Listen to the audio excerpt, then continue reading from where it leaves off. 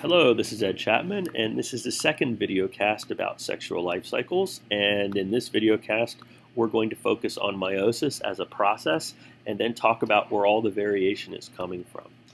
If you remember, this is where we stopped in the last video cast, and we're talking about the alternation of fertilization and meiosis. Okay, so our life cycle goes from meiosis, which produces the sex cells, to fertilization, which produces the zygote. The zygote grows up, and then the cells go through meiosis. And we have two different sexes here, obviously, producing two different types of gametes. And this is why we say that humans, along with many other animals and plants, have a sexual life cycle. Okay, now we're going to focus closely on meiosis in this video cast. And meiosis happens in two parts. You have the first part, which is, interestingly enough, called meiosis 1. And you have the second part called meiosis 2.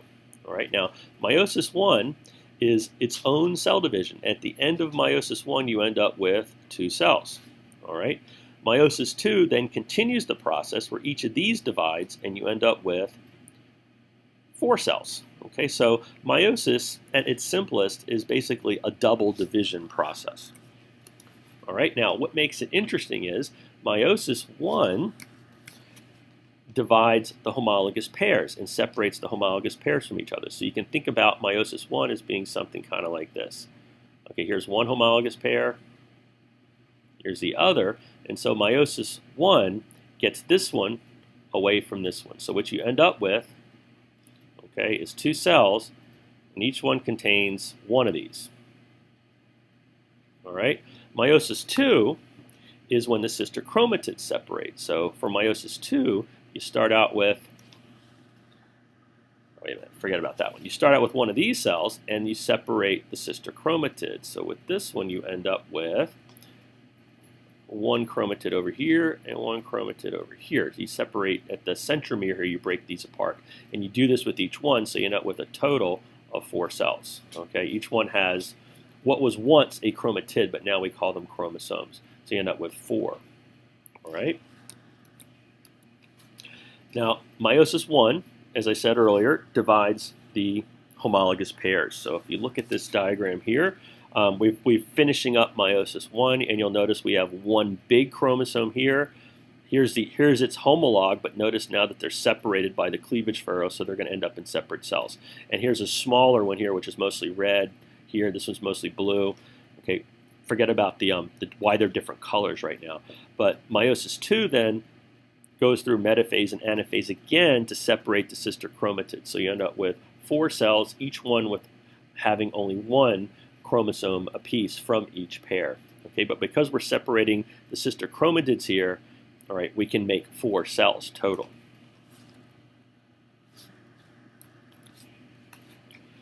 Okay, meiosis compared to mitosis. Remember, mitosis, you just separate the sister chromatids because the DNA has replicated.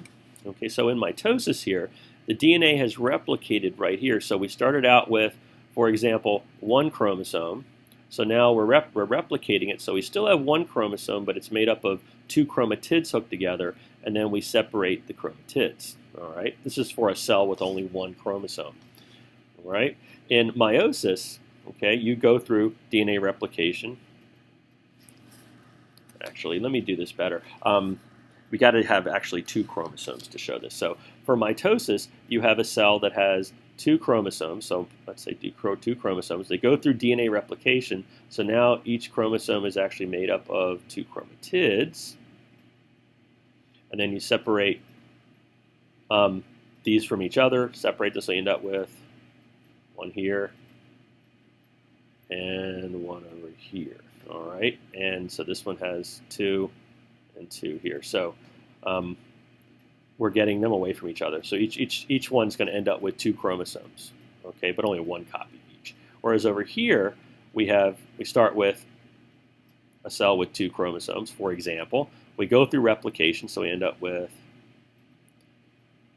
this, okay, with these 2, but then we separate. For meiosis 1, one homolog goes this way, one goes this way, and then each of the sister chromatids separate. So you end up with 4 cells, okay, that only have one chromosome each rather than the two that we had in mitosis.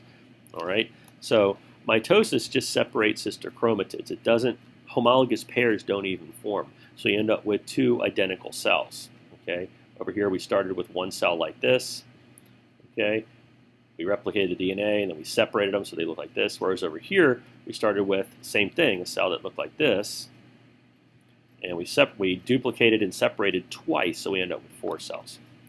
Meiosis, the homologous pairs are separating during meiosis 1, and then you follow that by separating the sister chromatids during meiosis 2. So you end up with a total of 4 gametes being produced. Okay, now, genetic variation in sexual life cycles. Basically, the variation is coming from 3 places, okay? The independent assortment of chromosomes during metaphase 1 of meiosis, something called crossing over, and then the idea of random fertilization. So let's look at each one of these. If you remember, during meiosis, independent assortment means during metaphase 1, when the chromatids, when the homologous pairs line up, here we have yellow ones and blue ones. So here's a homologous pair right here, and there's no rule that says that they have to line up with a blue and a yellow here and then a yellow and a blue here. It could just as easily have been this way with blue on the top and yellow on the bottom. So what I want you to see is, depending on how the chromosomes arrange themselves, okay, they may get separated into different piles. So you could end up with, okay, here's the line right here. You could end up with this type of combination of genes or this type of combination of genes. So this is independent assortment, okay, which the assortment that they're talking about, the sorting, is how the homologous pairs are lining themselves up during metaphase 1. Crossing over, you may remember from freshman year biology. This is when you have a homologous pair of chromosomes, here called a tetrad. They get very close together, and as a matter of fact, they get so close together during metaphase 1 that they actually, sister chromatids actually can form what we call synapses. And synapses are points where the sister chromatids get so close to each other that they literally break and reattach to each other. So the result of that is, here we have 1, 2, 3 different places where the chromatids, the sister chromatids, are crossing over with each other. So you end up with, over here with chromatids, now chromosomes because they're separated, with different genetic combinations on each. So now notice each chromosome now is unique from what we started with. You no longer have solid red, orange, yellow, and green ones. You have chromosomes with a mixture of the genes that originally came from different chromatids, right? And this is produced by a process called crossing over. Genetic variation can also be produced by random fertilization of egg cells. For example, the human, because of independent assortment, can produce 2 to the 23rd power different combination of genes in his sperm cells. And the human female can do the same thing. Okay, she can produce 2 to the 23rd power different combinations of genes in her egg cells. And so if you think about it, when you mix egg cells with sperm cells, that means you have 2 to the 23rd times 2 to the 23rd different possible zygote combinations. So this is why no person with the exact same genes can be born separately more than once. The odds of that happening are just so amazingly small that it's practically 0. So everybody truly is unique. Now, what is the significance evolutionarily of sexual reproduction, or why has sex evolved? Well, asexual reproduction has its benefits. It's fast and it's easy. For example, bacterial cells are very small. They can reproduce quickly and all by themselves. They don't need other bacteria to reproduce. But the downside is all the clones, all the offspring of these bacteria are going to be exactly genetically the same. So that means that each offspring is equally susceptible to a disease, an environmental change, or something that might happen that might cause them to die.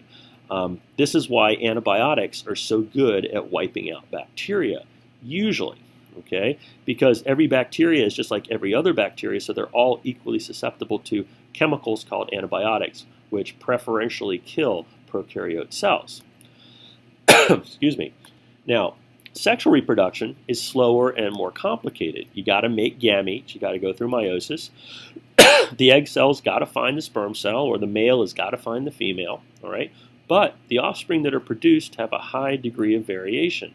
So that means if a disease or an environmental change comes along, the odds are a few offspring will survive and not die. And over time, natural selection can work to select what we call the fitter genetic combinations, while the less fit ones die out and become extinct. So this is what makes evolution happen faster with organisms that reproduce using sexual reproduction. All right, thanks for listening. That's the end of the video cast.